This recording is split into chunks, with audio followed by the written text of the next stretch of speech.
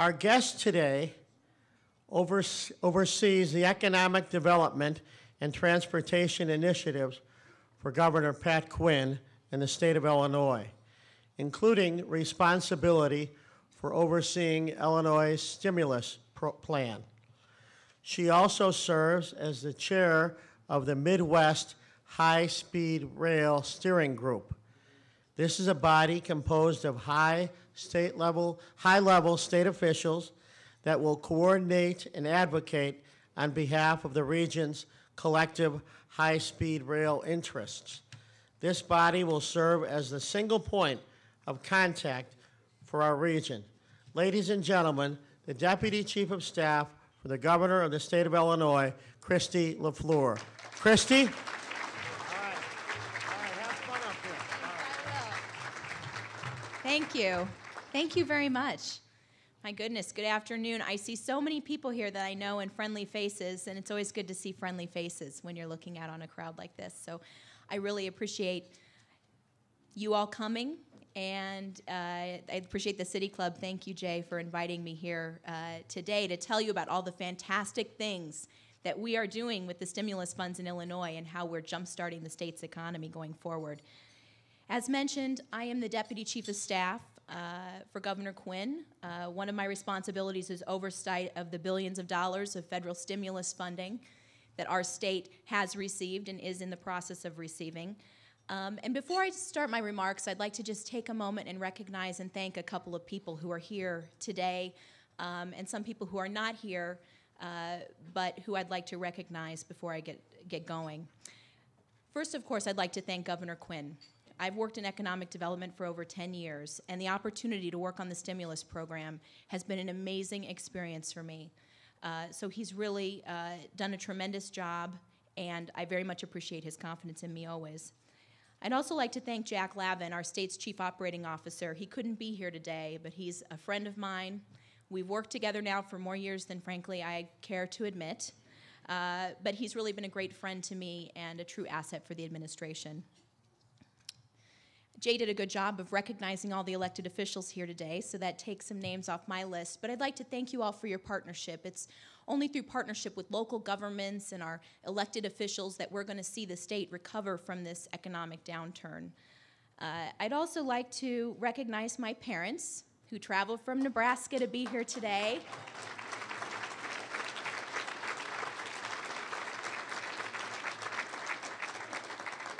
Everything I am is because of them, so thank you very much for coming. And of course, my fiance, Jesse Rosales, who I tricked into proposing to me a couple weeks ago. But if we can make it through the last year of this job, or my job, I'm sure that we're in good shape. So thank you for coming and supporting me today. I'd also like to recognize Jerry Roper, head of the Chicagoland Chamber of Commerce. A great, great friend to me and a great friend to business and job creation in the state of Illinois and Chicago. So thank you, Jerry, for coming. And as I mentioned, I do run the stimulus program for the state, and although I'd like to claim that I do it by myself, I definitely don't. So stimulus team, raise your hands. So we've got Sarah Barnett, Sarah Sheehan, Hillary Tra, Joe Catalano, and Kiana McKenzie up here running my PowerPoint for me. They do a tremendous job in helping me get things done here. So thank you. Imagine Illinois in 10, 20, even 30 years from now. Imagine a worker in Illinois. They get up in the morning, they leave their house to go to work, and they can walk to work, or maybe they can take a quick bus ride or a train ride because we've developed livable communities where their housing is actually close to their job. Or maybe that worker gets in her electric car, which was built in Illinois, and drives to work. But either way, when they get there, they're walking into a state-of-the-art manufacturing and assembly plant. They build trains there. These trains are capable of going really, really fast, 100 miles an hour, 200 miles an hour, 300 miles an hour. Imagine that those train sets, once they're made, are loaded onto freight or planes or put into boats in ports. We have all three of them here in the state, and they're shipped around the world. Imagine the worker leaving their job and going home for the day. They go back to their home, which has an almost zero carbon footprint, completely energy efficient. Doors, windows, insulation. That home is made from recycled materials, and all of those things are built here in the state of Illinois. On the weekend, that same worker takes their family and they get on a train. It's just like the train that they spent the whole week building, and they take their family from Chicago to St. Louis. The trip takes 4 hours instead of 5.5, or maybe even eventually 2 hours. Maybe it's an afternoon trip on a Saturday afternoon. Imagine that world where Illinois and America are home to industries that supply state-of-the-art equipment and goods throughout the world, where we build things. Imagine that we are our own stimulus, with innovations growing from idea to product within our businesses, businesses that can only exist here, driving prosperity in this country. This is the future that we're trying to shape. As we approach the one-year anniversary of the federal stimulus program, I want to share some of the highlights of the work that we've done over the past year to jumpstart our state's economy and put more people back to work. But more importantly, I want to share some of the exciting and I think transformational ideas and programs that are yet to come in 2010. Programs that will shape the future like the one I just talked about. Last year, as the stimulus plan was being prepared and debated in Washington, Governor Quinn charged his senior staff and his agencies with bringing as much of those dollars back to Illinois as possible. So this meant not only putting our agencies on a footing to take immediate advantage of this unprecedented opportunity, but also ensuring that stimulus funds would be invested quickly, transparently, and accountably to put people back to work here in Illinois. So when President Obama signed the American Reinvestment and Recovery Act in February of 2009, we were ready. Because of our early prep work, Illinois continues to lead the nation in bringing this money home and quickly putting people to work. We have focused on rebuilding our crumbling infrastructure, including roads, which for anyone who drove the state roads last year, you can certainly attest to the fact that they've been underfunded for well over a decade. But don't take my word for it, just look around. From Lincoln Avenue on the north side of Chicago to Ogden in the far western suburbs, those are stimulus dollars that we are putting to work here at home. Currently, Illinois is third in the nation in Federal Highway Administration projects that we've obligated. That means we're getting funds out the door quickly and getting those construction jobs going, even last year. In fact, last year our program was so effective that we were the second best state in the country at creating jobs with those highway dollars. We expect to receive $12 billion over the life of the stimulus. Economic development programs, workforce job training programs, $3.3 billion, over $3 billion in education funds, almost another $1 billion in energy and environment. Of course, health and human service programs that will help the most needy in Illinois, another almost $3.5 billion. But some of those dollars, like that $1.3 billion of transportation funds, which we all just heard about, are already at work in the state. In fact, we've reconstructed, or in the process of reconstructing, 1,000 miles of road in the state and 62 bridges with a portion of those dollars that we put to work last year. In fact, last year we spent $5.9 billion of the stimulus dollars that were available to the state. It's a tremendous percentage. We've put out almost 50% of what we had available to us, which means we're getting money out quickly. And we've consistently been in the top 5 states for the speed at which we've put those funds to work. So you can see here that almost $500 million of transportation funds already out the door and putting people to work in Illinois, and significant amounts in the health and human services line, job training and development programs, all billions of dollars that have gone to work to prepare our state for the economic prosperity that's to come. But the stimulus has been about more than transportation funds, as I mentioned. It has also brought additional funding for education, like the $1.4 billion that the governor has put to work of the federal stimulus money in education. That's almost $700 per pupil, and it's preserved thousands of jobs in our state. But in addition to that job creation, those dollars were spent on special education programs and equipment purchases and IT upgrades that have improved our schools for the long term. When most people hear the word stimulus funding, of course, we all think about jobs. Who doesn't think about jobs? And the analysts have found that programs in the federal stimulus that some of the critics claimed didn't have anything to do with job creation have actually had a huge impact on our economy, like Medicaid. Illinois has leveraged more than $1.4 billion of Medicaid funding, additional Medicaid funding from the stimulus. According to a report from the Center for Budget and Tax Accountability, Illinois spending in Medicaid has actually generated $15.8 billion of real wages in the state, and it supports just under 400,000 jobs in the state. That's amazing. That's the population of Rockford, Peoria, and Cicero combined. In fact, it's more than the population of those 3 cities. So Medicaid spending, in addition to giving people health insurance, which many of us think is a good thing to do, and health care coverage, actually supports the economy in our state. And those investments are working in Illinois. If you take a look at this slide, this is the job loss that our state has experienced since the end of 2007. So you can see we were up a little bit in that fourth quarter of 2007, but really peaked in the job loss, losing over 100,000 jobs in the first quarter of 2009 in our economy. That is just a startling statistic. But you can see that as we put those stimulus dollars to work, we're beginning to see that job loss taper off. So we're getting back to the level, we're certainly not where we want to be, but we're getting back to the level where we were in 2008. And we think that 2010, we certainly hope and project that 2010 will be a better year. Yet when we talk about the stimulus in Illinois and look to the year ahead, the most transformational programs are actually the ones that are coming. They're the ones on the horizon.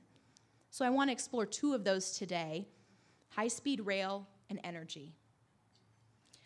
As everyone knows, Illinois is a transportation and logistics hub.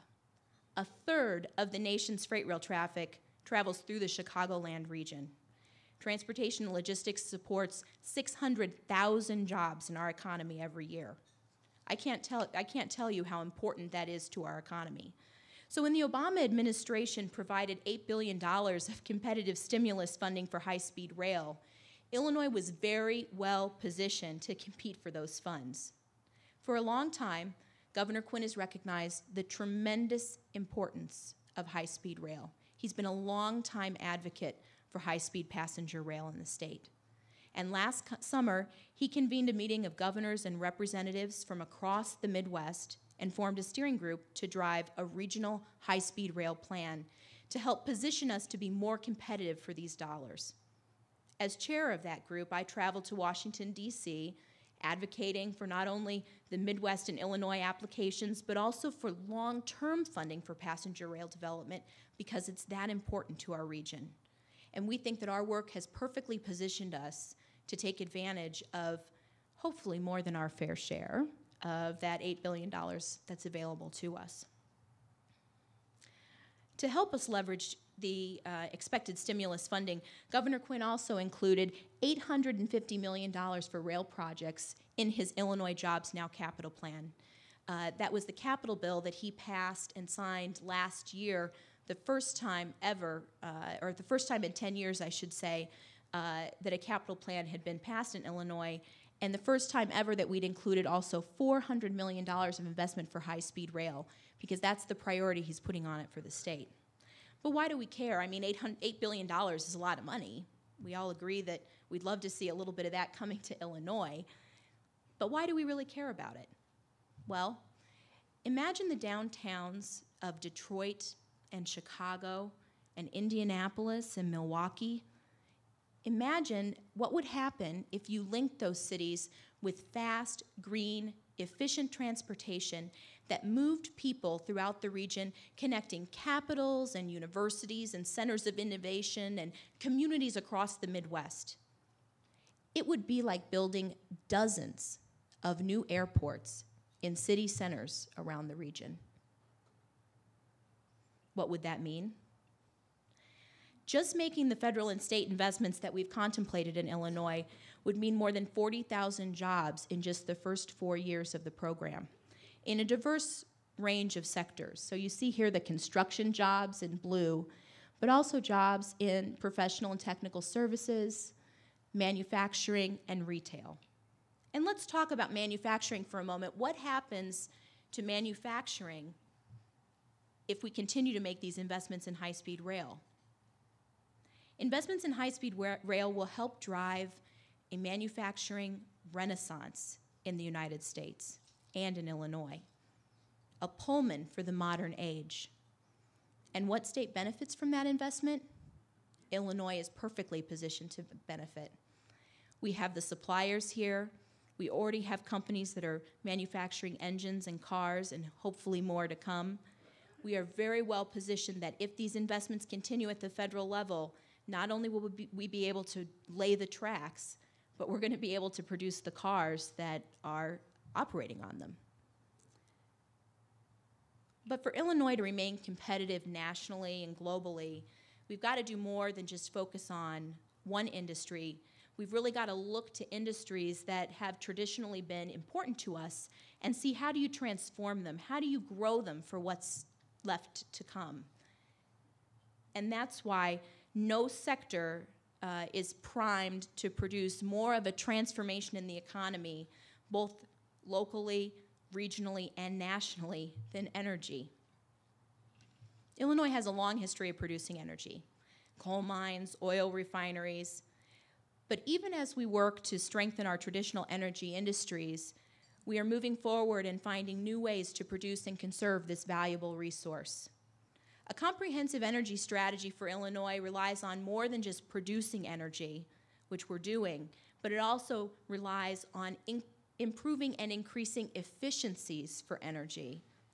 How do we use energy smarter and more responsibly? How do we produce clean, homegrown energy? And how does, frankly, it produce revenue for the state, which is what we need right now? Governor Quinn has long been a leader in clean, green energy, and Illinois has been at the forefront of clean energy technology as a producer of ethanol and soy-based biodiesel. Today, wind farms, clean coal, carbon sequestration are all added to our diverse mix of energy resources in the state. And Governor Quinn is really putting his money where his mouth is on energy. In fact, when he signed that capital bill, it was the greenest capital bill that we have ever seen in the state. It included $5.6 billion for energy innovation and efficiency related projects in the state, like funding for renewable fuels development, but also funding to support the manufacture of electric vehicles in the state of Illinois. So coupled with the $380 million that we've already been awarded of stimulus funds for energy programs, Illinois has an unprecedented level of funding to support cost-effective energy and to create and retain jobs in that space for the years to come. Of course, we always want to create and retain jobs. How do we do that? We invest in these types of programs that will also allow the private sector to come to the table and invest. That's what it's all about. It's about bringing business and private sector to the table. And energy conservation drives the type of innovation that makes that happen. Sirius Materials is an excellent example of a company in this space. Many of you have probably heard of the Old Republic Windows facility. Sirius Materials is the company that came in and purchased that facility on Goose Island. That facility was closed, it was gone, it was no longer going to produce anything in Illinois, and it was no longer going to employ anybody here. Sirius Materials leadership has stated that because of the investments that they're seeing, specifically from the state of Illinois, but also at the federal level, they've been encouraged now to invest millions of dollars in that plant that was closed. They've already hired workers. They're continuing to hire workers, with more to come in 2010. And they're innovating new projects which they're going to build here and are going to sell around the country. And that's because of these important and critical energy investments that we're making. Our plan for spending stimulus funding in the coming years takes into account that business needs to be our partner.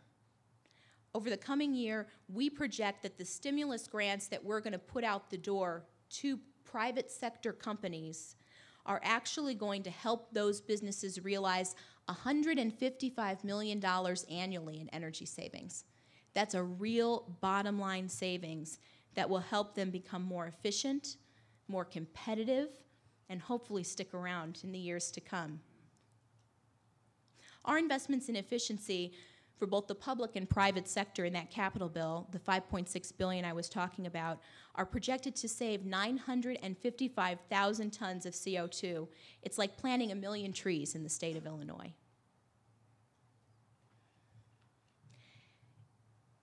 Years from now, when we look back and assess the impact of the federal stimulus, what will we have to say? Will it have created new industries and better jobs? We'll be using smoother roads and safer bridges. Businesses and public buildings across the state will be more energy efficient. They'll save millions of dollars in operating costs. And people across the Midwest will travel by high-speed rail from city to city, exploring the treasures that exist within our communities. But I think more importantly, actually, we'll be able to look back at what is a really unique moment in our national economy. It's the moment when we rebounded from a really horrific recession and reached new heights because we were innovative, we were aggressive, and we were nimble. We're going to view these investments as the spark that helped us once again become our own stimulus. That's what the 21st century economy demands of us, and that's what Governor Quinn is delivering. Thank you very much, everyone.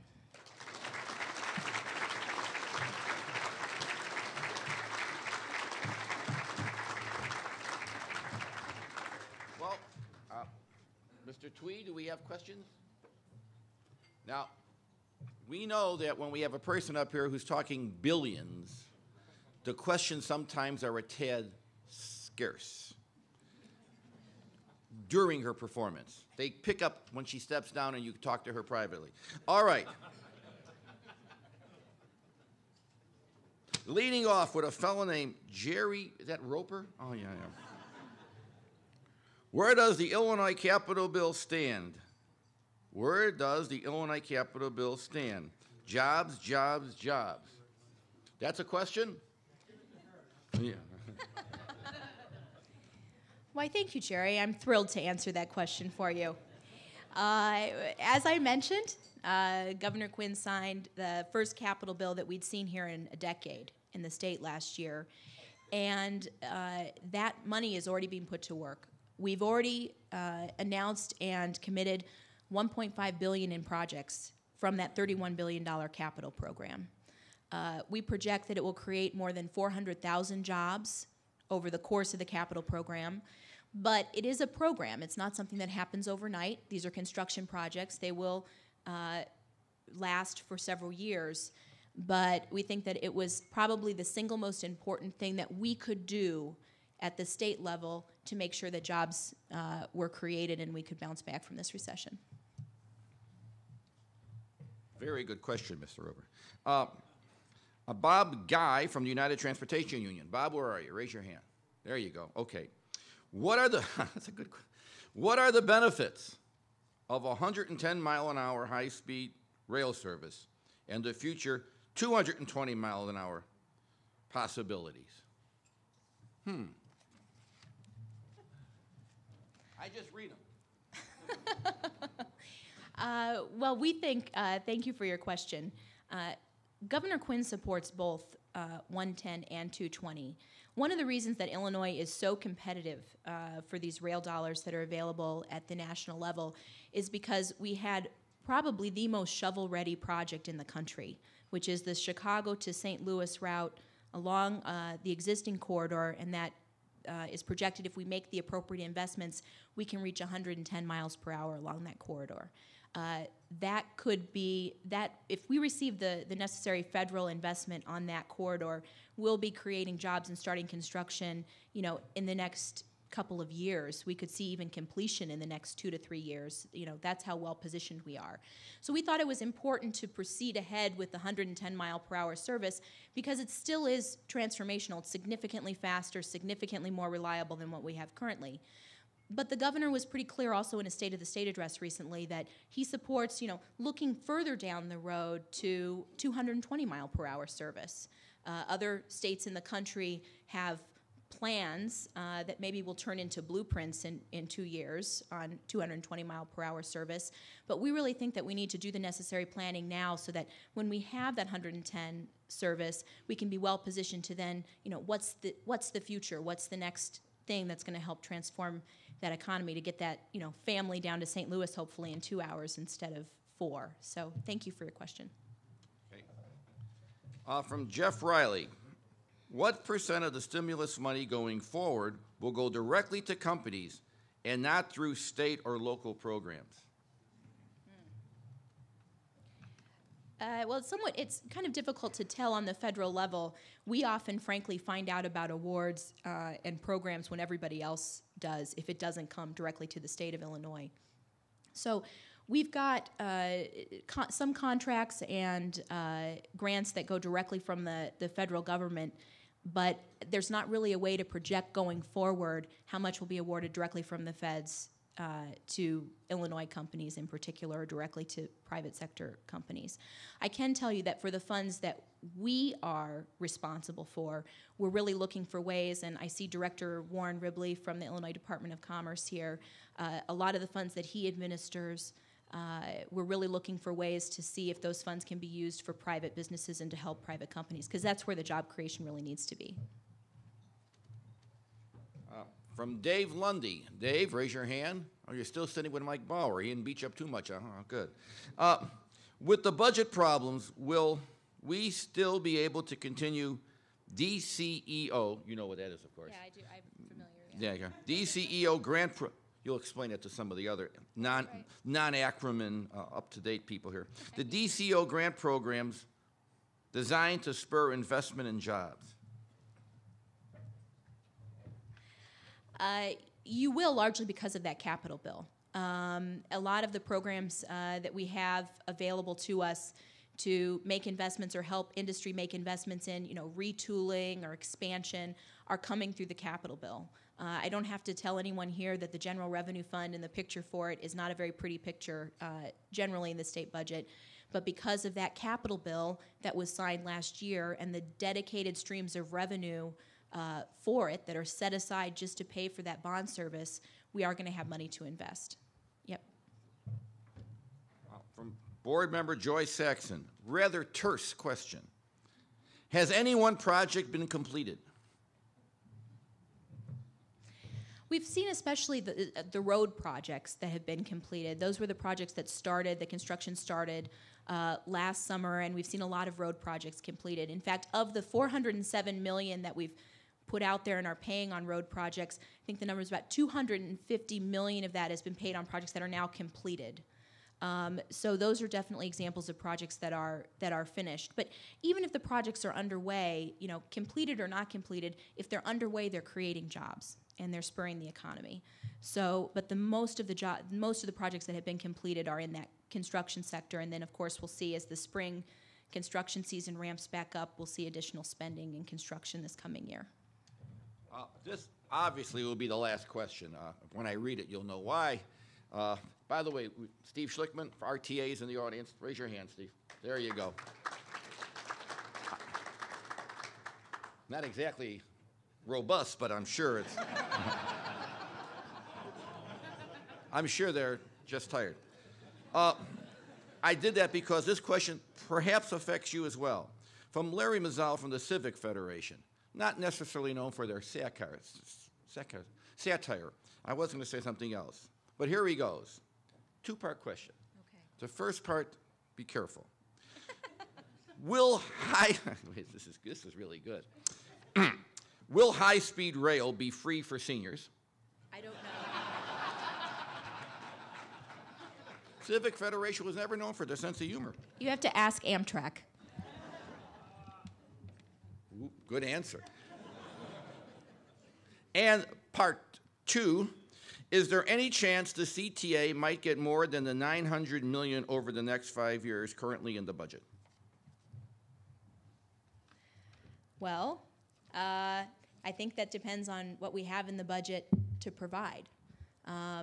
Governor Quinn has been pretty clear about what he feels is needed in order to balance the state's budget and make responsible investments in our priorities. And I think we would all admit that the CTA and transit is a priority, but I think it depends what we have to spend. You can only live within your means as much as you possibly can. So. Good answer. How about a nice round of applause? Don't go away.